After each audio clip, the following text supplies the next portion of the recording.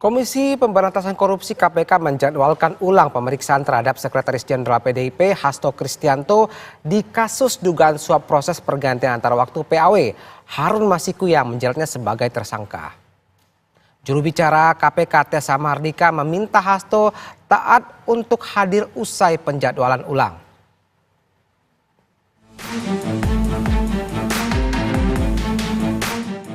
Komisi Pemberantasan Korupsi KPK menjadwalkan ulang pemeriksaan terhadap Sekretaris Jenderal PDI Perjuangan Hasto Kristianto di kasus dugaan suap proses pergantian antar waktu PAW Harun Masiku yang menjeratnya sebagai tersangka. Yang jelas untuk yang bersangkutan sudah pasti di reschedule. Ya, sudah pasti di reschedule, kemungkinan besar di atas tanggal 10. Memberikan konfirmasi ketidakhadiran dan penyidik menyetujui akan mereschedule. Apakah nanti dibuatkan surat panggilan kedua atau tidak, itu nanti kita akan lihat ke depannya. Juru bicara KPK Tessa Mahardika juga mengatakan KPK berharap Hasto hadir dalam pemeriksaan yang dijadwalkan ulang itu. Prahaka dalam beberapa kesempatan sudah menyatakan beliau akan taat terhadap prosesnya. Partainya juga akan menghormati prosedur dan proses hukum yang sedang berjalan. Saya pikir ini kita tunggu saja, kita ikuti. Semoga beliau di tanggal yang nanti sudah disepakati dengan penyidik akan hadir di Gedung Merah Putih dalam pemeriksaan sebagai tersangka. Sedianya, Hasto dijadwalkan untuk memenuhi panggilan pemeriksaan KPK pada Senin pagi. Namun, Hasto berhalangan hadir dan meminta pemeriksaan dijadwalkan ulang setelah 10 Januari 2025 atau setelah HUT ke-52 PDI Perjuangan. Meski demikian, juru bicara PDI Perjuangan Guntur Romli memastikan partainya dan Hasto akan mengikuti seluruh proses hukum. Sekjen DPP PDI Perjuangan, Mas Hasto Kristianto belum dapat memenuhi panggilan KPK hari ini karena ada agenda, ada jadwal yang sudah disusun sebelumnya, sebelum surat panggilan KPK itu datang. PDI Perjuangan dan Saudara Sekjen DPP PDI Perjuangan, Mas Hasto Kristianto akan selalu taat hukum, akan selalu mengikuti semua prosedur. Namun karena ada rangkaian hari ulang tahun Partai Demokrasi Indonesia Perjuangan pada tanggal 10 Januari tahun 2025, maka Saudara Sekjen tidak bisa memenuhi panggilan KPK pada hari ini. Dan kami juga memohon kepada KPK untuk menjadwalkan ulang setelah acara hari ulang tahun Partai Demokrasi Indonesia Perjuangan pada tanggal 10 Januari tahun 2025. KPK telah mengumumkan Hasto sebagai tersangka pada Selasa 24 Desember 2024 lalu. Hasto Kristianto berstatus tersangka dalam 2 perkara, yakni dugaan suap komisioner KPU dalam proses pergantian antar waktu PAW DPR RI dan dugaan perintangan penyidikan kasus Harun Masiku. Dari Jakarta, tim TV One mengabarkan.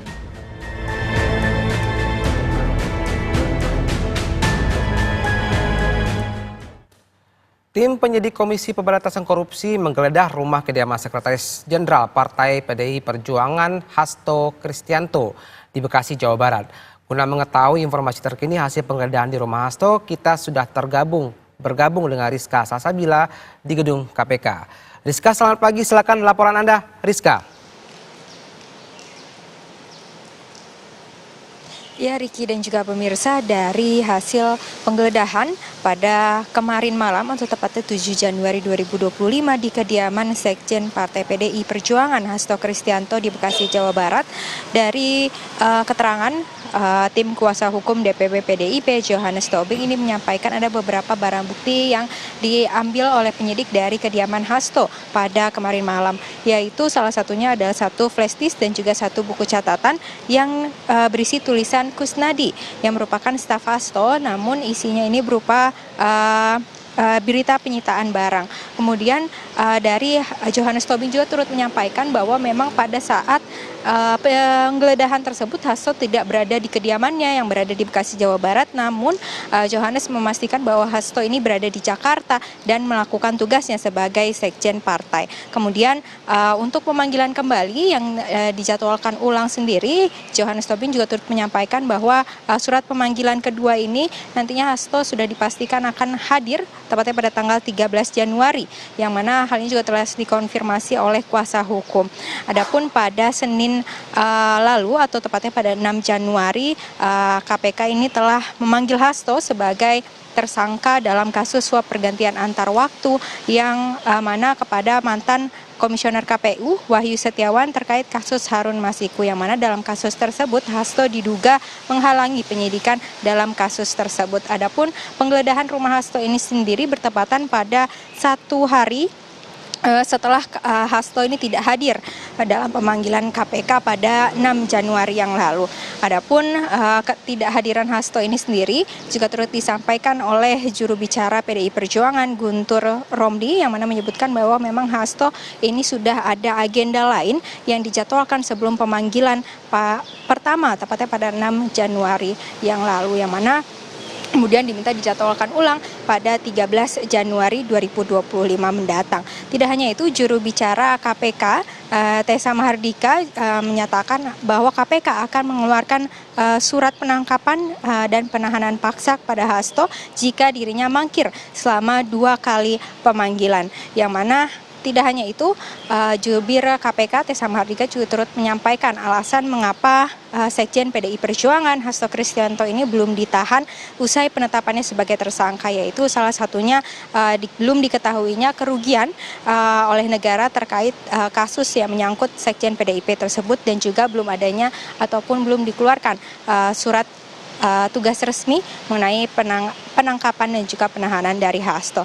Adapun sebelumnya, tepat juga pada tanggal 6 Januari, ini mantan Komisioner KPU Wahyu Setiawan ini juga sempat dipanggil oleh KPK dan juga memenuhi pemanggilan tersebut, yang mana dirinya turut menyampaikan bahwa pada pemanggilan tersebut tidak ada informasi baru yang disampaikan oleh penyidik, dan juga mereka hanya menanyakan ulang terkait pertanyaan yang sudah ditanyakan pada kasus suap yang sebelumnya. Tidak hanya Wahyu Setiawan, namun ada juga mantan anggota Bawaslu yang turut dipanggil KPK, yaitu Agustiani Tio, yang juga telah diperiksa, yang mana Tio juga turut ditanyai seputar mantan calon anggota legislatif PDIP Harun Masiku yang hingga saat ini belum diketahui keberadaannya. Demikian, Ricky. Baik, terima kasih Rizka Salsabila langsung dari gedung KPK, dan terima kasih atas laporan Anda. Selamat kembali bertugas.